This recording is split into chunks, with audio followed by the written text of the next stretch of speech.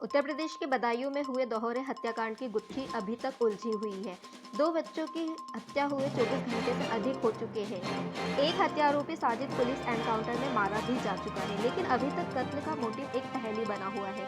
अब तक ये साफ नहीं हुआ है कि आखिर साजिद ने विनोद और संगीता के दो मासूम बच्चों की गला रेतकर जान क्यों ले ली। साजिद के मारे जाने की वजह से वारदात से पर्दा हटाने की उम्मीद काफी कमजोर पड़ गई है। वहीं साजिद के पिता बाबू ने कहा कि जावेद शाम तक घर पर ही था। वो दोबारा वहां गया था, किसी ने फोन कर उसे बुलाया था। उन्होंने कहा, मैं बदायूं गया हुआ हूँ। वापस लौटकर आया तो पता चला कि साजिद को उसकी माँ और जावेद खोज रहे हैं। उसकी किसी से लड़ाई हो गई है, जिसके बाद जावेद बाइक लेकर चला गया। करीब 7 बजे की बात होगी। बाबू को लगता उनका बेटा साजिद किसी गहरी साजिश का शिकार हो गया है। उन्होंने कहा, मुझे तो यकीन नहीं हो रहा है कि वो किसी के साथ बैठकर ऐसा कर सकता है। हमें उसके दोस्तों के बारे में कुछ भी नहीं पता है।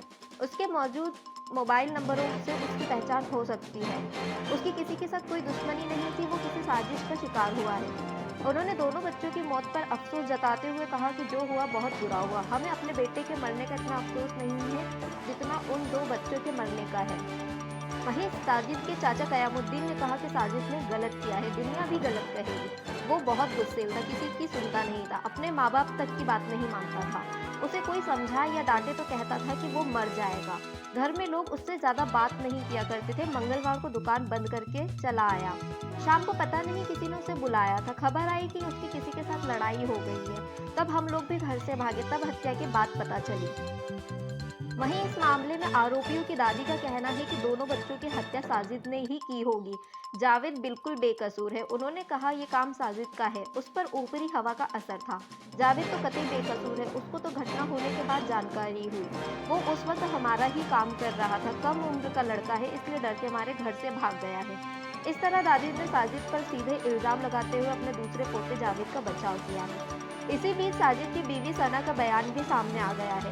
साजिद ने अपनी बीवी के प्रेग्नेंट होने और अस्पताल में होने की बात कहकर बच्चे की मां संगीता से 5,000 रुपए मांगे थे, लेकिन अब सना ने बताया है कि वो प्रेग्नेंट है ही नहीं। अस्पताल में भर्ती होना तो दूर की बात है, ऐसे में उसे इलाज के लिए पैसों की जरूरत क्यों पड़ेगी। वो तो बीते 15 दो दिनों से बच्चों अपने की मायके हत्या में का रह आरोप है रही उनके है। ऊपर। साजिद उनका कहना है कि आप गर्भवती थी, जो एफआईआर में, क्या आप गर्भवती हैं? गर्भवती नहीं है। साजिद ने कहा 5,000 रुपए लेने गया कि उसकी पत्नी की डिलीवरी होनी है, बच्चा होना है आज। ऐसी कोई बात है ही है। आपके जो 2 बच्चे पहले हुए हैं, उसको लेकर के वो जो बच्चे बचे नहीं, उसको लेके कभी साजिद ने ताने दिए कुछ? न, किसी तांत्रिक के पास ले गया? न। तो बोला भाभी कुछ काम से आए, हमने बोल बेटा क्या है, बोला मुझे 5,000 रुपए की ज़रूरत है। तो हमने तुरंत ही अपने हस्बैंड को फोन किया, हमने पैसे देते हैं। वो जावेद और वो दोनों आके पैसे मांग रहे, तो बोले कोई बात नहीं, बच्चे सही हैं तो होगा, मतलब मुसीबत। तो हमने भी कहा कोई बात ना, मुसीबत सब पे है क्या सही हुआ है। जब गलत काम करोगे तो सही हुआ है, उनके साथ अंजाम भी हुआ है। अच्छा, दूसरा बेटा कहाँ है आपका? दूसरा बेटा पता नहीं कहाँ है। पता ही नहीं है। पुलिस पोस्टमार्टम रिपोर्ट में खुलासा हुआ है कि साजिद ने दोनों बच्चों के गर्दन को छुरा से काटा, फिर उस तरह से बच्चों के सीने और पेट में भी ताबड़तोड़ वार किए। इसके बाद साजिद को पुलिस ने एनकाउंटर में मार गिराया है। साजिद ने बच्चों की हत्या करने से पहले उनकी मां से 5,000 रुपए मांगे थे। उसने कहा था कि उसकी पत्नी गर्भवती है और उसे इलाज के लिए पैसे चाहिए। साजिद की पत्नी का नाम सना है। हालांकि जो वो बिल्कुल ठीक है, वो ना अस्पताल में भर्ती है, ना ही गर्भवती है। सना पिछले 15 दिनों से अपने मायके में है। साजिद की पत्नी 2 बार गर्भवती हुई थी, लेकिन उसके 2 नवजात बच्चों की मौत हो चुकी है। मोहल्ले के लोगों का कहना है कि पुलिस का मानना है कि साजिद और मृतक बच्चों के पिता विनोद की आपसी दुश्मनी होगी, लेकिन विनोद ने इससे भी साफ इनकार किया है। विनोद की पत्नी संगीता अपने घर के निचले हिस्से में लेडीज ब्यूटी पार्लर चलाती थी और साजिद का अपना हेयर ड्रेसिंग सैलून था। दोनों के बीच किसी तरह का कोई विवाद नहीं था। पुलिस कई बिंदुओं पर जांच कर रही है, लेकिन अभी तक कोई वजह सामने नहीं आई है। वहीं मृतक बच्चों की मां ने पुलिस से अपील की है कि साजिद के भाई जावेद का एनकाउंटर ना करें, क्योंकि वह एक वही ऐसा शख्स है जो बता सकता है कि साजिद ने बच्चों की हत्या क्यों की। इस दौरान संगीता ने यह भी कहा कि साजिद उसे भी मार डालना चाहता था। जब वो बच्चे की चीख के बाद छत की ओर भागी तो साजिद चिल्लाने लगा, आजा आजा। संगीता ने कहा, उसने बच्चों की गर्दन अलग ही कर दी थी, हम देख नहीं पाए। बच्चों ने छूटने की कोशिश की लेकिन उसने नहीं छोड़ा। उसने बहुत बार चाकू से मारा, पूरी छत पर तड़पा तड़पा कर मार डाला। वो भी छत बंद करके। उसके बाद वो मुझे भी मारने के लिए दौड़ा। संगीता ने कहा, जावेद को पहले बुलाकर उससे पूछताछ की जाए। साजिद ने आखिर हमारे बच्चों को क्यों मार डाला, उससे पूछा जाए क्या दुश्मनी है उससे, किसी ने ये करवाया है या वो हमारे खिलाफ था। हमारे बच्चे उसी के यहाँ बाल कटवाते थे, उसका सैलून हमारे घर के ही सामने आया था, उसको भैया जी कहते थे बच्चे। उन्होंने बताया कि साजिद का घर पर पहले कभी आना जाना नहीं था, वो पहली बार आया था, उससे कभी कोई बातचीत नहीं थी। साजिद ऊपर गया था लेकिन जावेद बाहर था। जावेद गाड़ी पर बाहर इंतजार कर रहा था। साजिद की दुकान मंगलवार या गुरुवार को बंद नहीं रहती थी। उस दिन साजिद ने जल्दी दुकान बंद क्यों की? बच्चों की मां ने कहा कि उसने सोच समझकर ही इस घटना को अंजाम दिया है। उन्होंने कहा, साजिद अपने साथ मेरे बड़े लड़के को लेकर छत पर गया था। छोटा वाला बच्चा भाई वहां गाड़ी चला रहा था। उसके बाद आहन गिलास में पानी लेकर गया तो गिलास गिरने की आवाज आई। मैंने पीयूष से कहा कि जाकर देखो क्या हुआ है। वो ऊपर गया तो परेशान होकर भाग आया कि मम्मी देखो भैया ने क्या किया। उसके बाद जब मैं ऊपर की ओर जाने लगी तो वो मुझे भी बुलाने लगा कि आजा आजा। उसके हाथ में काफी बड़ा छुरा था। बच्चों के पिता विनोद सिंह ने आशंका जताई है कि उनके बच्चों की हत्या के पीछे को हटाना पड़ा, तो अपनी नाकामी को छिपा नहीं सकते इस तरीके से। ये इनकाउंटर से नाकामी नहीं छिपनी है।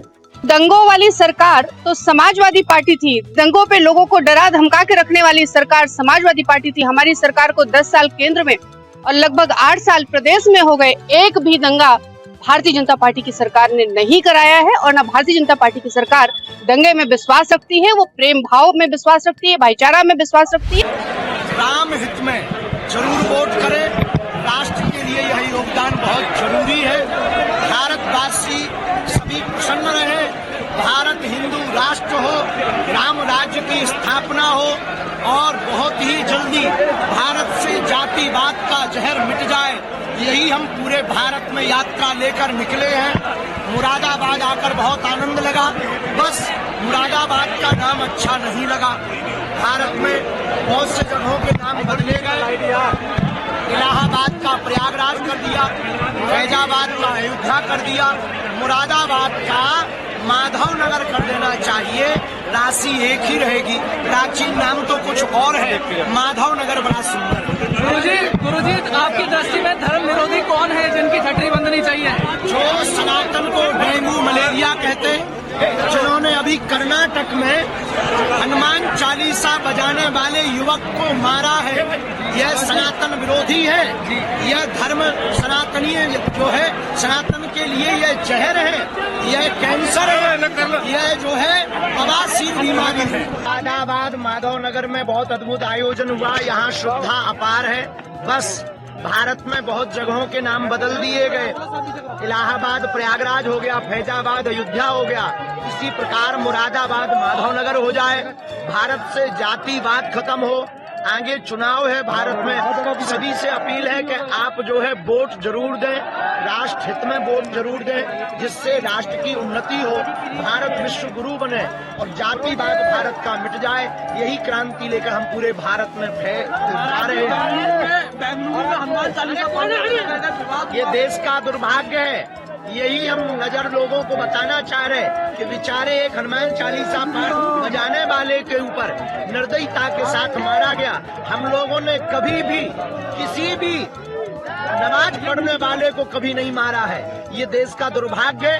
वहाँ की सरकार तुरंत जागे, वहाँ की सरकार जो है तुरंत जागृत होकर के उनको फांसी की सजा दे।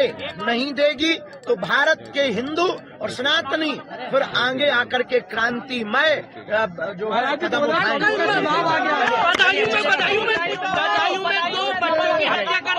मुस्लिम व्यक्ति द्वारा पता नहीं भारत के स्थिति में जा रहा है और लोग कह रहे हैं